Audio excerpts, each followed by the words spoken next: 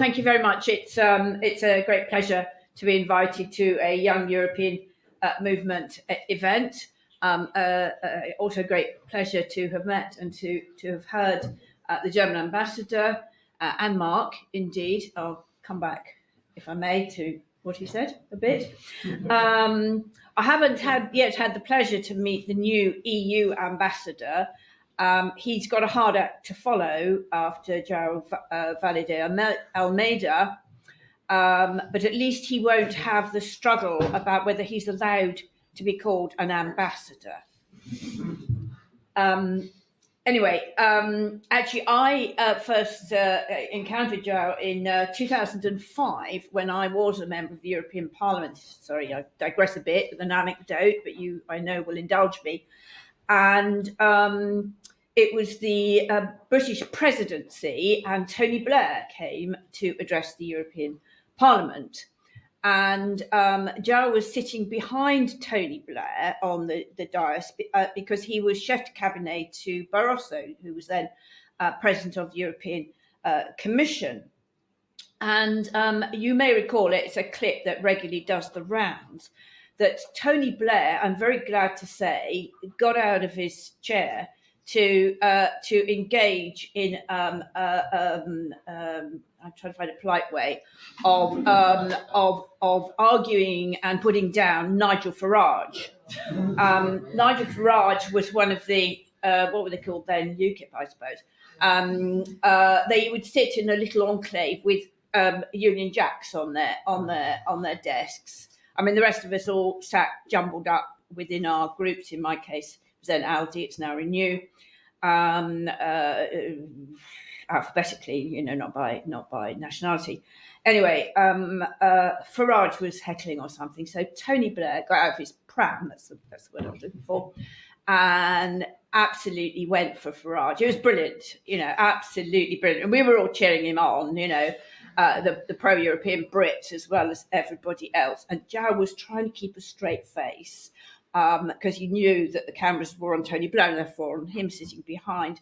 And he knew that he had to sort of try and look as if, he wasn't sort of partisan in this fight.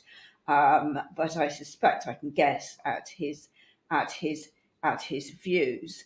I must say I did have some issues with Tony Blair, but on that occasion, he was absolutely brilliant.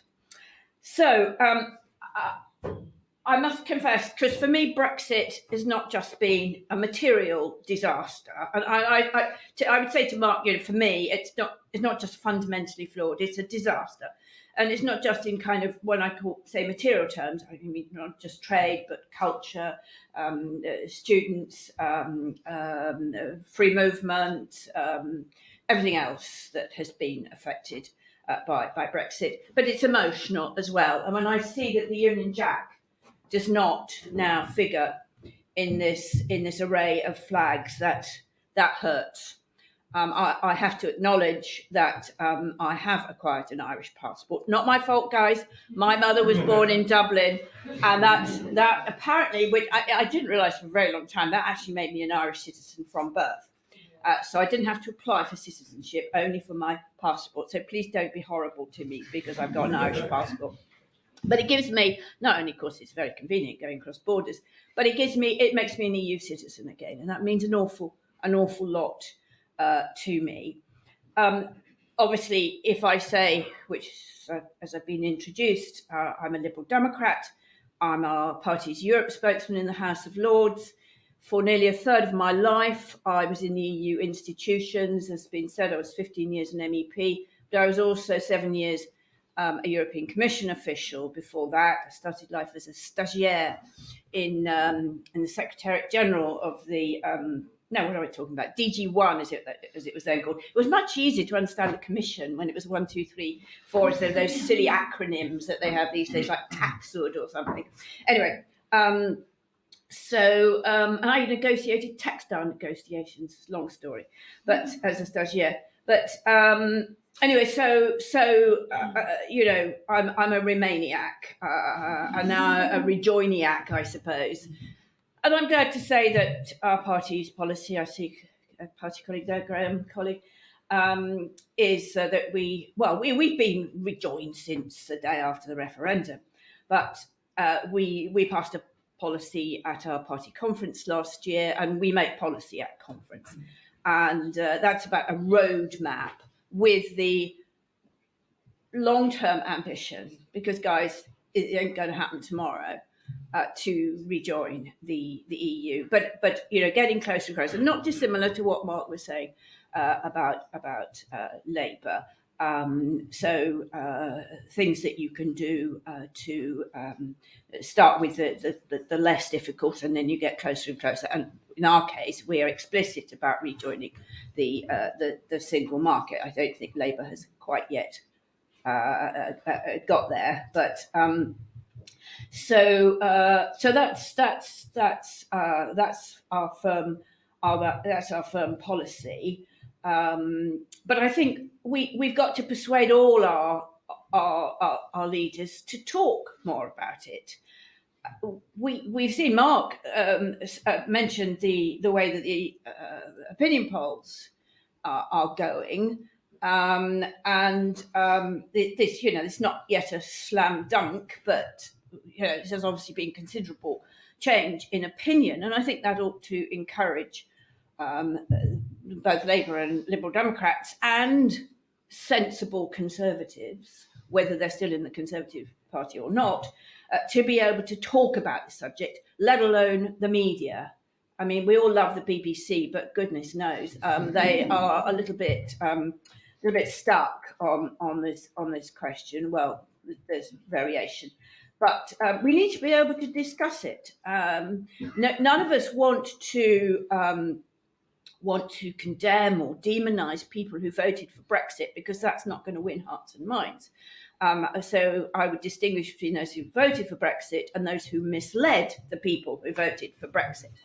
And clearly there were discontents which helped fuel the 2016 vote, which one can't ignore. But they were mainly domestic discontents. But what happens, and of course Cameron was daft to have done this, but he wasn't alone in politicians who occasionally said, "Oh, we need a referendum."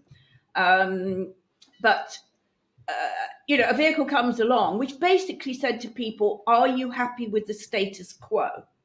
Now, if you were, your income wasn't very high, all kinds of things were not great in your life, whether they had, a lot of them actually like going on today, and then something comes along and says, are you happy with the status quo? Do you want to stay where you are? No, I damn well don't. That no wonder there was that kind of reaction. And among people who, let's face it, had really not been told much, and certainly not the truth about our membership of the European Union over decades. When I was an MEP, we used to have regular meetings, and I'm sure it happened for the other political groups, but Lib Dem MPs would regularly meet the BBC. And we'd moan like Billy-O about how they didn't cover EU matters enough. They would regularly send their Europe editor to Brussels, and we would all sit down for a coffee with this person. I won't name names, but the last one came 6 weeks before the European elections in 2014, where I must confess I left the European Parliament involuntarily in 2014. We were the first hit from the coalition, and then all my colleagues went down the tubes in 2015 in House of Commons. But the one who was sent 6 weeks before the Euro elections in 2014, I sat down with him for an hour, and he'd been a Westminster lobby correspondent. He knew absolutely zilch about the EU. Didn't know there was a commission, a parliament, and a council, for God's sake. The training of BBC political journalists, let alone, I suspect others might be a little bit better, was entirely Westminster focused, and Europe was kind of over there, here be dragons. And of course, the European Parliament is not exciting, guys. There aren't the kind of, you don't have the stage shows of PMQs and so on. Well, most of the work is done patient, hard work in committees, and it's often difficult to understand, and they wanted, they wanted drama. So all that they would just give up on the Parliament, and they would just go to Commission and Council press conferences, and we never saw them again. So I'm afraid there's been an absolute lack of trying to explain to the British public what the EU meant. A little bit of bad as well as the good. Anyway,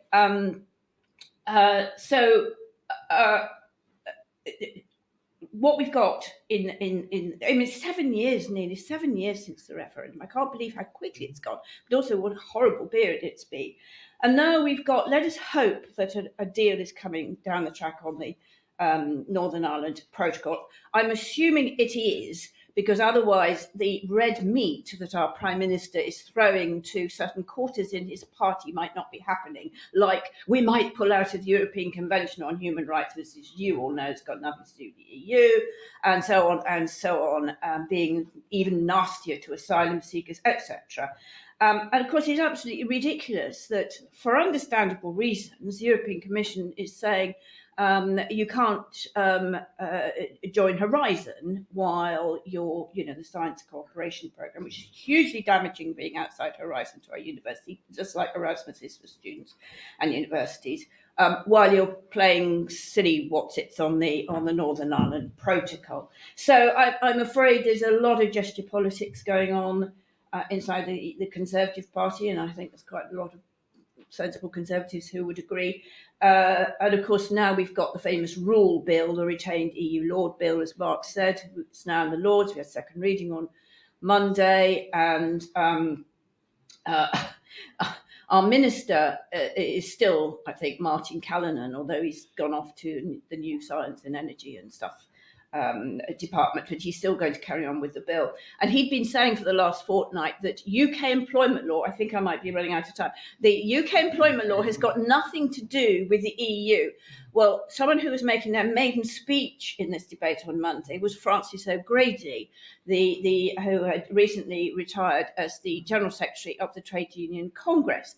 And she knows her onions when it comes to employment rights. So in a very, she was making her maiden speech, so she was not impolite, but she sopped it to Martin Callanan about just exactly what UK employment law owes to the EU. Anyway, my final remark really is two remarks, if I may. I hope I live long enough. I'm going to live to 100, I believe, but that's too long for us, for the Horizon, for us getting back into the EU. But it's down to you guys. It's down to the young people. I think it was a tragedy that there wasn't votes at 16 in 2016, which is my party's policy. Who knows what difference it would have made. But you've got to go and vote.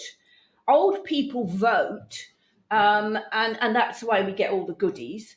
And if young people would vote in the same proportion as my generation, then we might see a change in policy. So please do that. My last remark really is to be hopeful about the Labour Party. I'm not going to be rude, but and I think it was an encouraging speech by David Lammy at Chatham House recently, making some of the right noises. I hadn't caught up with John Healy's speech at Russia, and I'll try and do that. But I do hope they'll come up with a better slogan than "Make Brexit Work," because you can't make Brexit work, and maybe go beyond Brexit or something, but something much more positive. I don't have a route into the Sir Keir Starmer's office, and I can obviously understand even an outsider the political pressures that are on Labour, but let us live in hope that if Labour, probably when Labour wins the next general election, there will be a different attitude.